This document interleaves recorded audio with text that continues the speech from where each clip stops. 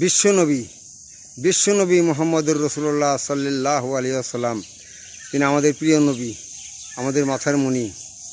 এই বিশ্বনবী, আল্লাহ পাক যদি বিশ্বনবীর যদি না বানাইতো, তাহলে এই দুনিয়া কুল কায়নাত আল্লাহ পাক দুনিয়ায় কোনো কিছু বানাইতো না। সব কিছু বানাইছে আল্লাহ পাক এই বিশ্বনবীর উসিলায়। বিশ্বনবীর উসিলায় সমস্ত কুল কায়নাত, দুনিয়ার গাছপালা যত যা কিছু আলো, চন্দ্র সূর্য আল্লাহ পাক বানিয়েছে এই বিশ্বনবীর উসিলায়। আমাদের বিশ্বনবী আমাদের প্রিয় নবী। এই বিশ্বনবীর সাফায়াত ছাড়া কোনো মানুষ জান্নাতে যাইতে পারবে না, কারণ তিনি হলো দোজাহানের বাদশাহ। বিশ্বনবী আমাদের প্রিয় নবী, তিনি হলো দোজাহানের বাদশাহ।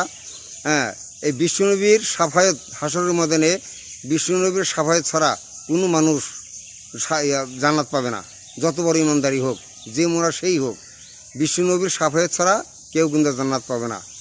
আর বিশ্বনবী আমাদের প্রিয় নবী, উনি যে কত বড় নবী, ওনারে মাপার মতো ক্ষমতা কারো নাই যে উনি কত বড় নবী, কত বড় মাপের নবী। সমস্ত নবী সেরা নবী, সমস্ত নবীর উপর দেওয়া হলো আমাদের বিশ্বনবী। উনি সবার চেয়ে বড় নবী। দুনিয়ার যত নবী এসেছে সব নবীর চেয়ে উনি বড় নবী, বিশ্বনবী। এই জন্য নাম হয়েছে ওনার বিশ্বনবী। বিশ্বনবী উনি দোজাহানের বাদশাহ।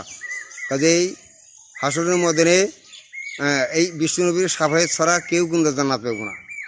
হাসরের ময়দানে বিশ্বনবীর সাফায়াত পাইতে হলে বিশ্বনবীর সুন্নত মানতে হবে, বিশ্বনবীর সুন্নত মোতাবেক জীবনযাপন করতে হবে, বিশ্বনবীর আদেশ মতো জীবনযাপন করতে হবে।